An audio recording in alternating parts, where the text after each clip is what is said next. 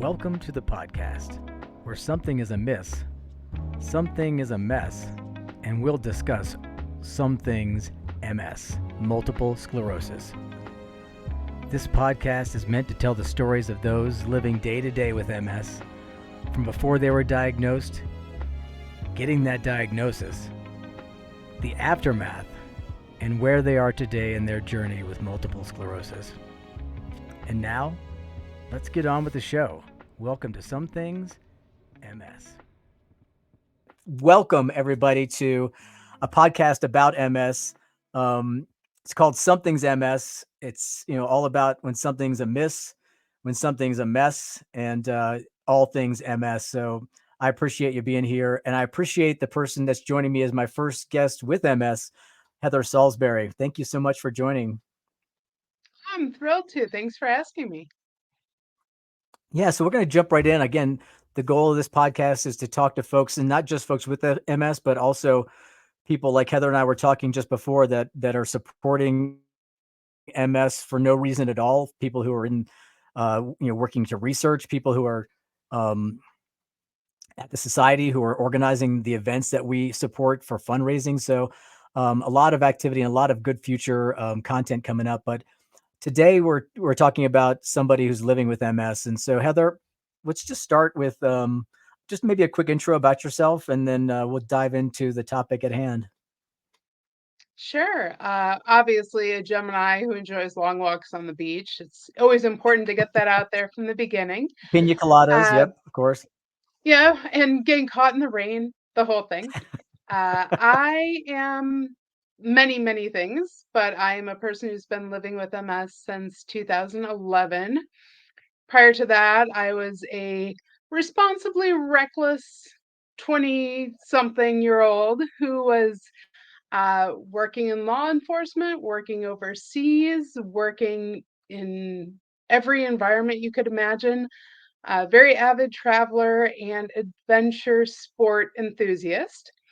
I'm so many of those things, but in my 20s, I was a person who did not know about supplemental insurance policies. And now I am a person who is well versed in Yeah. all things healthcare, my own, and how healthcare affects everyone else around us in the MS community and in other chronic disease communities. Yeah. So you were pretty active then before your diagnosis. So your diagnosis came in your 20s then? No, it actually came like in my fresh 30s. It was the Okay. gift for my 31st birthday. I Okay. was actually traveling all around Tanzania during the early part of 2011. And immediately after coming home, like not even 48 hours, I couldn't tell the floor from the ceiling. I would not have trusted myself, to walk up and down the stairs. It was as though, somebody took a hand mixer to my brain. And Yeah. we thought, here I had been playing out in the wilderness with all the wildlife. Mm. The initial thought was obviously I must have picked something up there. And so that's what started my journey towards diagnosis, is a completely different direction. And it was the thought that I must have picked something up while I was out camping in the middle of the Serengeti. And that was what was causing a sudden onset of really unusual symptoms that were nothing like what I had lived with before. Yeah. And so did you go immediately to the hospital? Like, what was your first step there? No, I went with the, like, "I'm jet lagged, travel's hard, I haven't unpacked, What? it's fine," and then I was like, "No, it's not fine." I couldn't drive my car, like, Mm. I opening my eyes made me feel ill, closing my eyes made me feel ill, I was dropping everything. So, went to the doctor, and of course, the initial thought was, "Oh, you probably picked something up, maybe ear infection," because I had a lot of vestibular issues. And so we started from there, just trying honestly, they gave me a course of antibiotics and they're like, well, if it doesn't get better, we should do something else. And it went from there to infectious disease, which Mm. that's an experience in itself, is they just give you this list of things that sound terrifying. And Yeah. you just sit in a room and take every test you can imagine. And at that point, I was like, I don't even know what I'm wishing for. Like, is there a ranking on this list of like, this sounds less horrible, this Right. sounds pretty Yeah. bad. I don't know what this is, but I hope I An didn't get bit infographic by it. chart of like red to green. Like, so I want something in Yeah. the green level of all these things. Yes, Ugh. yes. I was like, which things are like the curable with antibiotics, which feel like maybe an extended stay. uh, and I didn't pop for any of those. So then they sent me back to an ear specialist thinking it might be tied to migraines or some other inner ear issue. And from there, it wasn't that. Moved to the MRIs, sent me to the neurologist. And at that point, we were running out of plausible ideas. And so at that point, it was if it's not MS or something where we can make that assumption based on the spinal tap, based on what it's not, based on a lack of a tumor, based on the MRI results, we are really going to be puzzled. Yeah. And so that's what finally led to the diagnosis itself. And what was that time period? I mean, we know a lot of people in the MS community, and the time period from onset symptoms to diagnosis can vary greatly from a month to years and years of troubleshooting just based on symptoms and frequency. So what was your time period like? So I returned back from Tanzania at the very end of March, start of April of 2011, and I received my diagnosis late August. So it was Okay. a bit of time, but still actually pretty expedited compared to a lot of people. And honestly, I think it is because I had the unusual experience of going through the infectious disease kind of laundry list, Yeah. that there were a lot of things that they could eliminate at the very start of the process, which isn't the case, I think, for a lot of people. That's true. I mean, most people wouldn't have that experience of just coming back. Like you said, that's such a factor, coming back from a foreign country and potentially having that aspect thrown in where you could have picked up something from a mosquito, or like you said, an animal, or who Mhm, knows what, that you can start to quickly eliminate some things that way, that helps out. Where another person, had a friend who took years, like 6 7 years, and it's just because of the way the symptoms would crop up. They would crop up, go away so quickly that they would look at something, but then they would lose the ability to really troubleshoot the body, and then it would languish on. And every time it cropped up, they would try something mhm. different, but then it just was And hard to in my settle on case, a complete yeah, diagnosis for a long time. I do think, because of where I'd been traveling and what I had been doing, I think it also brought an urgency for the medical professionals who were working with me that Mm, isn't always the case. And I don't think it's because of lack of training or because of, no desire to help, but I think it truly was when you left, you were fine. While you were yeah, traveling, you were fine. Now you're home, you're not fine. You're in a place that has so many unfamiliar things that I do think that helped. All the different practitioners I saw really communicated well with each other, which I also have found is not always the norm. And I do think sure. it was, a healthy degree of concern over missing something possibly very rare. Yeah. And what an interesting point you made too. I mean, with MS, we know that the symptoms can be so wild and varying that it could simply, I'm tired. I'm just so tired that I can't think straight. I just got back from a 28-hour trip or whatever. So yeah, this is jet lag. There's that the symptoms Mhm, sometimes present themselves so closely related to other things in life that you just you can easily overlook them. It's not, it's oftentimes the first 2 or 3 episodes a person might have are overlooked as something else. It's like, hey, I had some numbness, but it went away after a day or two. Nah, it's probably nothing. I banged my elbow. I remember that. Or I just came back from this long trip and I had some malaise around that, and no, it was just jet lag. It wasn't anything serious. Whereas likely it was, a precursor or a small episode that was leading into this bigger thing that was coming about. So you got your and in diagnosis. all honesty, oh, sorry, I was gonna say, in all honesty, I myself probably would have let it go on longer than I did, even though it was affecting so many parts of my life. I probably would have, like, waited it out had I also not had that feeling of, "Ooh, there were so many things you vaccinated against before you went, and so much care and concern you took around what you eat, what Yeah. you drink, what you touch," that it probably prompted me to get medical care sooner than I may Mm, have otherwise. that's a good point too. Just, just in general life, just knowing yourself and your body and taking care of yourself, then knowing this isn't right. This is definitely something that Yeah. we need to push on and go further. Yeah. So you were diagnosed And in August. Um, mhm. what was your immediate reaction? So you get the diagnosis. A lot of people talk about, just the next steps and like, are you devastated? Do what's your profile like there? Did it take you a while to get some bearings, or was it like full force? Like, how do you handle news like I this? was wildly dramatic about it, to be honest. Like, in general, I'm like the meme of the dumpster fire and the dog, "It's fine, everything's fine," to most things. Yeah. Yeah, except in this, I sat in the neurologist's office, and I remember my mom had flown out because, like, there was so much mystery, I was spending so much time in the hospital, and the neurologist sort of just sets down whatever files he was holding, he's like, "Well, here it is," and my Mm, response was, "No." And he's like, "Well, this I isn't feel a that. yes or no question. This Yeah. is, what we're dealing with." And I was like, "No, I'm not doing that."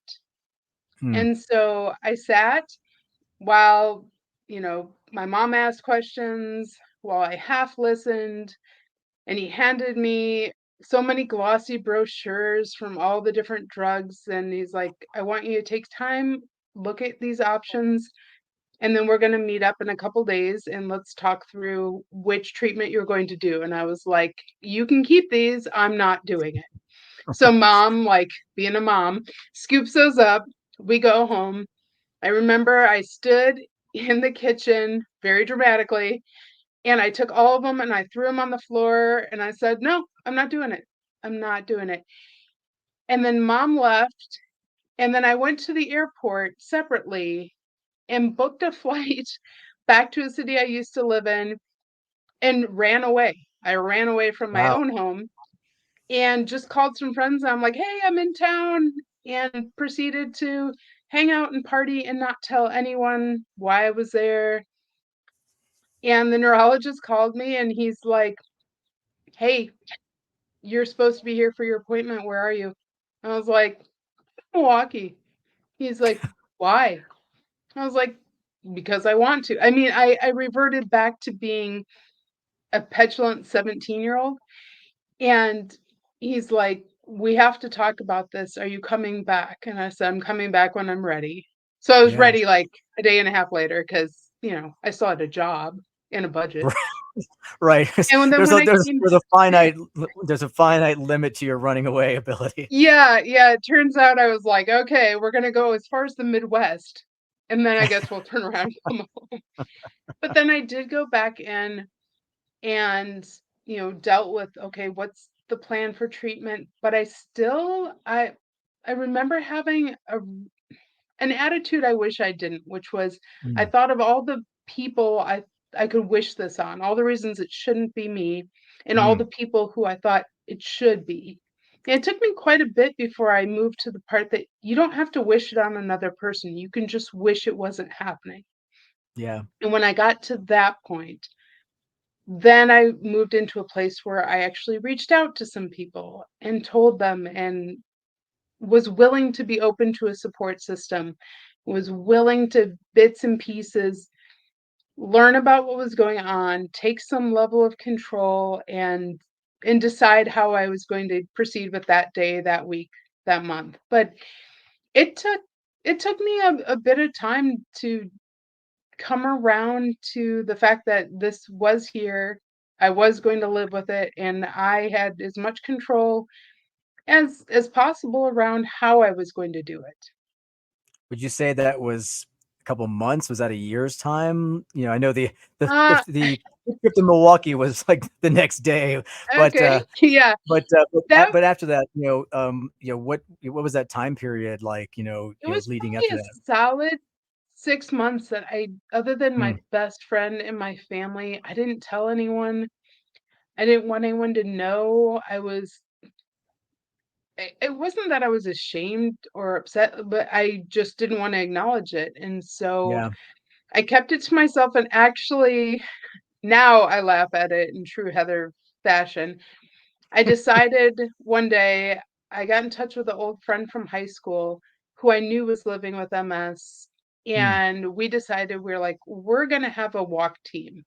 And this will be like she hadn't been telling people either. We're like, "We'll just reveal it all at once as an epic fundraising push," which, by the way, worked love it. wonders. We were a Yeah. number 1 team. But I had to treat it a bit like the Band-Aid approach, like, rather than the Mm, "ooh, ouch" each piece, like, I went from telling nobody to telling everyone very publicly and coming out as though I was 100% ready to be an advocate and share my story and all this, which on the inside I wasn't, but externally, yeah. I was literally leading the charge for it. Yeah. And that's it. You hear this a lot. I mean, just that reticence for telling the story. I mean, that's again why I wanted to continue this your journey, everybody's journey. Just kind of people who are willing to tell the story, get other people. It's like when you see somebody else doing it, it makes that next person comfortable doing it, and the more people that talk about it, the more awareness and hopefully the next person doesn't have that reaction. They get to that level of comfort and cure, faster. I was going to ask when you said no, that initial visceral reaction to this, did you know what MS was when they said, "Hey, you've got multiple sclerosis"? Did you already kind of know what Not it was? Did they already kind of mention that as a possibility, or? not too much. I mean, I knew it was on the list. Sorry, I'm playing with this blind here a little, but Oh, no it's worries. either Yeah. like solid sunlight or pure dateline darkness. So we're working on half and half here. All right. Uh, Soon it'll be I blurred. It'll just be knew, like a voice. yeah, I knew in the sense that I saw it on the list of what we were trying to exclude or arrive at. I did the Google, which they Mm, tell you not to do it. You know not to do it. Very rarely is right. the first thing that comes up on the screen, much like a spinal tap. I tell anybody who asks, don't Google it. Don't learn about it that way. Either get the information from your doctor or a person who's experienced it that you know. Yeah. But I did, and I was like, "Oh no, that looks like a lot of things that I don't want." And so Yeah. I was firmly in the camp that I was like, "Gosh, I really hope it's Lyme disease," and which is a terrible thing to say, and it's a terrible disease in itself. But I Yeah. had decided, looking at my options, that that was the one I was most prepared to cope with. And that was the one I was like, "This is what it's going to be." Yeah. And so when it wasn't that, and it wasn't anything else that I could wrap my mind around, it became the thing that had so many parts and so many it could be this, it could look like this, it could Yeah. feel like this, and it can change day to day. And that was for a person who really loved recklessness and chaos, I did not like the notion of it Right. being a part of who I was every day. Different kind of recklessness and chaos in life, for sure. Yeah. Um, so here you are today. You've obviously made it through, and really coping well with this. Hopefully, I know every day can be different, but what's today like, as far as like symptoms and how you cope with this and how you address it. I largely feel well managed most of the time. Uh, I unfortunately I do deal with insomnia and sleep disruption, and when I don't sleep well for consecutive days, it can really affect the day to day. So Mm, nighttime is tough in that regard. I do have muscle spasticity primarily in my legs. So I am usually rarely sitting still. So this is a treat welcome, you're welcome, that I can sit to hear this long.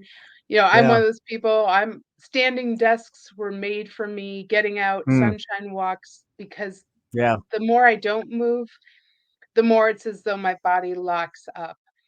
Uh, Mm, but oftentimes, things are pretty good, and I manage fairly well if I do the things I know I need to. So getting rest, getting well hydrated, what I eat, how I move, and I I am I am definitely one of those people that has FOMO, and I've always been that way, but I've also realized that if if I do it, if I put too much into the day, it will come, and it will come for me the next day or that night. yeah.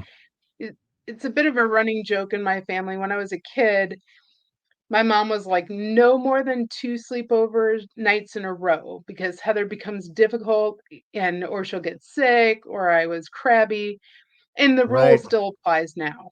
So I still like we have to really think about it. Whatever the equivalent of two nights of sleepovers in a row or too much anything. And then I have a bit Yep. of recovery that has to happen. It's interesting when you have to make those choices when you do have to say, hey, I really want to do this one thing, but that means if I want to be able to I mean, you make lots of choices. Either I'm going to do all the Mhm. things this week and know that there's going to be some, like you will talk a bit about bike MS, and that's a weekend that definitely takes a lot out of a lot of people who are riding it, especially those with MS. So you're making that sacrifice knowing I am going to, I'm putting myself out there for these events because I really want to, knowing that I'm going to have to spend some Mhm. time in recovery mode to get back to my normal threshold, or I'm going to make choices and cut certain things out where they make Yeah. sense to. And that has Yeah. been a hard adjustment. Even, going on what is this, my 13th year? I still know when I'm making a choice that I'll probably maybe regret or pay a little bigger price for later. Yeah. And there's still that part of me that doesn't want to be told no, even by myself. And I It's a don't know complete, if yeah. that ever changes or not. I think that's just kind of something that's built into most people. It's like you don't want to be told you can't do something in life, and so you try to find ways around it, and even at the expense sometimes of your health, but you're doing the right things. Like you mentioned, all the proactive things you can do, you learn over the course of these 13 years. You've learned, hey, I know I need to hydrate more. I know sleep is important. So, maybe if you've got some big events coming up, you get some extra sleep. You know how to try to manage that to the best ability, and make the right decisions. And at the end of the day, if you make a wrong one, not kicking yourself over it, knowing, that, hey, life is life. And sometimes FOMO is real. And I'm right there with, I'm the worst when it comes to FOMO. I'm the last person that wants to leave a place. And when I have to leave early, Yep. I'm just like We don't like beside to shut myself. 'Cause down I the know I'm gonna miss. party. Yeah. So I hate missing out, but I do know that I'm like you, I need the sleep. So I'm pretty buttoned down when it comes to that stuff. We talked about bike MS. That's an event both you and I have Mhm, done. I've done the walk too. So I actually started in the walk. So sounds like you did as well. Now just rolling mhm. back a little bit. We're in Colorado. Did you start? Was the diagnosis here in Colorado, or were you living somewhere else? It was. Okay. But actually my first walk, I went to high school in Illinois, and so we Okay. looked, so my classmate was still living in the area, and interestingly enough, the walk that was closest to us was actually in Iowa. So never an Iowa resident, but boy, nerves of confusion. That was our team Yeah. for that first Nice. year, and we did our initial walk in Iowa, uh, in 2012 or 2012, yeah, and Awesome. that's Yeah. how I got started, and then I started getting involved with the Denver walk, but I've done it in multiple states and cities. Mm. Yeah. The walk seems like an easy way for folks to get started too. It's just, it's just a little bit easier. But I hadn't ridden a bike when I started bike MS. I hadn't ridden a bike Mhm. in 20 years, maybe, since in high school. I mean, I just, kind of didn't have the means, or not the means, but the need to ride bikes, or, just didn't think about it. And then, Passionate desire. yeah, or the passionate desire just wasn't on my list. And then the Bike MS event came up, and like you, if some friends were riding it, and this was back in Mhm. Virginia, and they were like, "You should join us for this bike ride. It's awesome. It rides through the hills of Virginia, and it's a nice 2-day event, and you'll have a great time." And they'd been doing it already for 10 years at that point, so they'd had an established team, and so um, also found my way to Bike MS kind of circuitously, and then on into Denver. So we've got a great event here, by the way. Have you ridden Bike MS Oh, anywhere else yeah. other than Colorado? Yes, I did Oregon, and Okay. oh my gosh, did I love that. I did that as a passport rider after I was, Mhm. many years deep into the Colorado ride. Uh, but I've expanded other states that I'm pretty sure I want to do as a rider as well. Some of it's just logistics. If Yeah, I am by no means a hardcore cyclist, like I don't know what the lightest level. I'm slightly above that in that I now own enough swag that it makes me look like I might know what I'm doing. So I'm I like always it. thinking logistically, like, all right, if I fly in, where's the easiest place to get a bike and then get to the No, start line? I don't want to and ship anything, but it turns out all those things are really doable if it's something you want to do. And yeah, at this point, I have friends everywhere. And somebody is always willing to be like, oh, yeah, I'm not going to ride with you, but I will drive you to the start line. awesome. I will help you get a bike. You can crash at my Yep. place.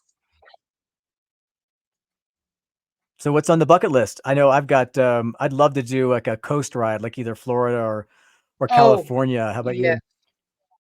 Uh, Definitely San Diego's ride.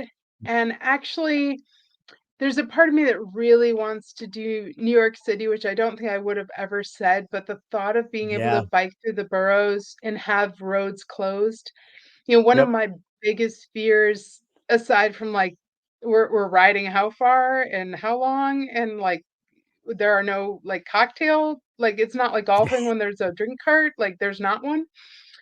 Yeah. Uh, but beyond that part, really one of my worries was, wait, these are roads that cars are regularly traveling on. And yes, I know there's thousands of us, but that seems unsettling. And it was one area that I really had to focus and build comfort with, that it wasn't so much the biking or the training or even the endurance. I mean, the temperature swings, ooh, that can Mm, really get me. But it yeah. was learning to be comfortable with traffic and feeling I have just as much space on this road as I need, and the vehicles do too.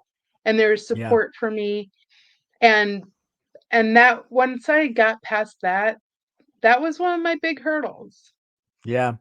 That's a huge, point. I'm glad you brought it up. Just a great point. If you're just starting out and you're watching this and you're thinking about doing a bike event like this, definitely find a training team to help you get. I mean, riding a Mhm. bike is one thing, but riding in a group and staying with a group, riding with cars on the road, there's something about that you need to know some of the ins and outs that'll help you just feel comfortable. So you're not riding in fear and anxiety. It just makes a big difference. I Mhm. I trained, out in Colorado for the ride in Virginia throughout the Mhm. entire spring and summer to get ready, and rode with a great team that was open to showing the rules of the road, all the hand signals, just everything you need to know. So definitely something you want to think about. Well, and a joke I often tell rookie riders is it didn't even occur to me for one of my fears to be falling off my bike. But don't worry, you will, and I did. And I've done it in multiple splashy fashion. Clearly, I'm Yep. fine, but it didn't occur to me to be scared about that. I was so focused on other things. So when it happened the first time that I just didn't quite nail stopping, and Mhm. at that point I was riding with clips, and I don't anymore. Uh, but when it happened, all I could do was laugh. Like Uh, it was it was the slow motion going through Cherry Creek State Park of all places where yep. all of a sudden I just didn't quite have it together and I just tipped over. And it's not a It's far so fall, funny. right? That is probably the most common fall too. They call it the timber, right? It's like Yep, timber. You and it slow, you happened. know it's happening. Yep, Can't stop it. It's like, there embarrassing as all get out. Yep. yes. Yes, Yep. the next time I did it, I dramatically ran myself into a guardrail, thinking that that would make it somehow a better. Yeah. It wasn't, I don't recommend it, but it was embarrassing, like, having 12-year-olds laugh at me was a little Yeah. hurt to the pride, but I'm That glad I Nelson got out Muntz of the comes up, way he's like, because "Ha ha." Yeah, not funny. yeah, and they were probably even like, "What happened there?" Yeah. Um, yeah, so Bike MS is great. Obviously, we've been doing it. Mhm. You mentioned how many years have you been riding now? Oh gosh, I started in 2012, so So that you started riding probably in puts 2012 me at too. Yeah. yep. Which Awesome. funny thing is what you were saying about your friends. So my sister, one of my sisters was living in Colorado at the time. And before I was diagnosed, she was doing the ride, which was weird because we were not Yeah. cycling people, but she moved here for work and they were like, "Okay, well you have to get, a truck, a bike and a dog." And she did. That's Uh funny. and she started as a volunteer and then, her employer had a huge team and they're like, "Nope, Mm, you gotta ride." And so she did. So when I was diagnosed, she was like, "Well, now you can ride." I was like, Why would I add more to this? Like that doesn't feel like a right. reward. I've not been training. This doesn't feel like a way things get easier." But I look back and I think, I can't imagine not. If Yeah. I count in my passport riding, I think this is ride number 13 for me, 13 or 14. I don't wanna count That's on my fingers right here on your podcast, but somewhere around there. yeah. And now it's Um, so much a part of who I am, I can't imagine not doing it. so is it the community that keeps you going, or is there some other what's the factor that keeps you riding every year, knowing that you talked about it, this is likely gonna create Mhm, issues for you for a few days after the ride to recover? What's your driving factor in riding the bike as opposed to walking or some other form of advocacy? mhm. Uh, Probably for the first half dozen rides, it was proving that I could. It was I'm stronger than anything in my body. I'm going to take on, and I did it in other things too. I'm going to take on Mm, this incredibly difficult challenge because I'll be damned if someone says I can't. yeah, And then I realized, okay, I remember calling my dad at the finish line and he's like, "Are you done proving this yet? Or are you going to keep doing this?" I was like, "No, no, like I'm done. I've proved I'm amazing." And he's like, "Yes, you are. Great." And then the next year comes around and I send out my fundraising emails and he's like, I thought you had proved your greatness." I was like, "No, no, I did." But now like I can't think about it happening and not being a part of it. yeah, And I've volunteered or I've ridden one day and volunteered or any number of combinations, but it is mm, the community of riders at the start line, at the rest stops, on the road, by all means, of course, at the yeah, party. I mean, yeah, come on. Uh, and it's just an ingrained part. The last weekend in June is reserved. I mean, last year I went so far as to ride bike weekend, and the next day I left for Uganda to go gorilla trekking for a few weeks. Which I even remember, as yeah, I made that choice, I was like, "This is ridiculous." Like, this feels like you're just asking for trouble, Salisbury. But you yep, know what? It worked out perfectly and I did it. yeah, and like you said, all that you ticked all the boxes, with Bike MS, it's fear of missing out. It's such a great community. I mean, Mhm. there's the folks you know, there are the folks you meet every year, the new folks. I get yelled at every year for spending too much time at the rest stops because I'm seeing all the people I love and meeting the Yep. new people that I'm gonna love next year. So it just that to me is what the event's about. I love hanging out at the finish line and you see so Mhm. many people finishing, even, veterans like us who maybe it's a tough year, maybe, Yeah. this one hits you hard and you're emotional coming across, or it's your first year finishing it and you're emotional coming across. It's just, it's just so much, depth there that it would be hard to miss it for me. And the years that I've, maybe missed out on on finishing, with everybody, or the COVID years obviously were weird, where we had to kind of miss out on the overall experience. Yeah. Certainly this is one I love coming back to. And so many people do. I mean, we just know so many people in the community that have been doing this for, longer than we have. Oh my gosh, And it's just loving every amazing. minute of it. Yeah, yeah. All right, it's up time for some rapid fire questions before we let you Hit go. me. I'm just gonna throw some questions at you. They're all bike related, so hopefully nothing too crazy. But I'll throw them at you, and you just give me your quick answer. When you're riding, As long as I don't have is to it change a tire with a timer, we're good. right? I got the tire timer going. I hate that. Is it when you're riding? Is it goo or gummies? What do you use for energy? Gummies, Gummies. Um, gummies. how many jerseys do you have? Oh Bike my gosh, jerseys. enough that I have a king size quilt made out of them and still a whole closet that is the bike closet. Awesome. That's the answer I wanted to hear. Uphill or downhill? What's your favorite? Oh, downhill. I wanna Mm. fly. And last question: what you mentioned the party? What's your favorite left hand beer? They bring left hand, by the way, just so you know, they sponsor the event in a big way. They got a great team, and they have a beer garden for the folks who are riding and volunteering, all that, every year at the turn point, and are always serving some great fresh beer. So, what's your favorite left hand beer? Oh, I was loving On the Wheel Goes Round, for as long as they had that, but I will always be a classic milk stout girl. So that That was is a good 2. one. I I cheated. love their yeah. There's so many. Like I said, my favorite for the longest before the wheels goes round, which I'm not a big sour person, but that was a pretty good little sour beer. It's raspberry, I think, at Mhm, raspberry.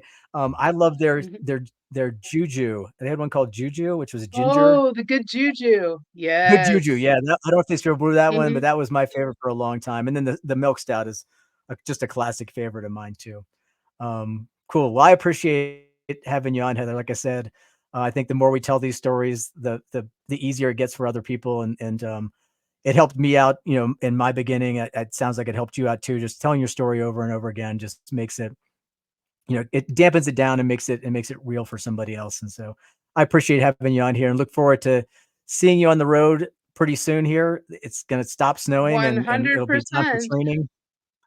Yeah, Although we're looking I for a mean, good we'll one. all take a snow day for right now. Yeah.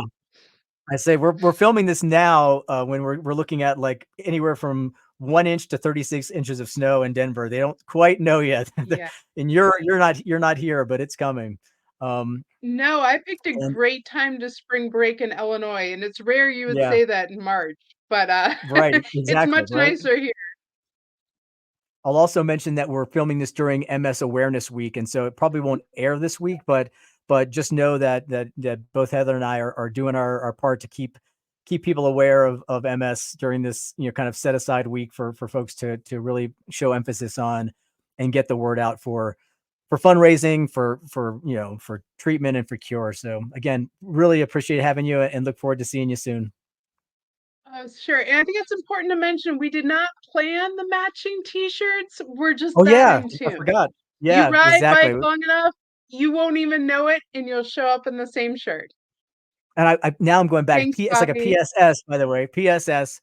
I forgot to mention I love, Heather is really, really good about taking pictures every year. So she helps me uh to remember the events because I always forget to take pictures every year. So I can always at least count on one picture from the event that's candid photo from somewhere with Heather. So I appreciate that. Some of my favorites. Yep. Well, again, thanks everybody for joining us here. And again, thank you, Heather. And we'll see you soon. Sounds good. Thanks, Bobby.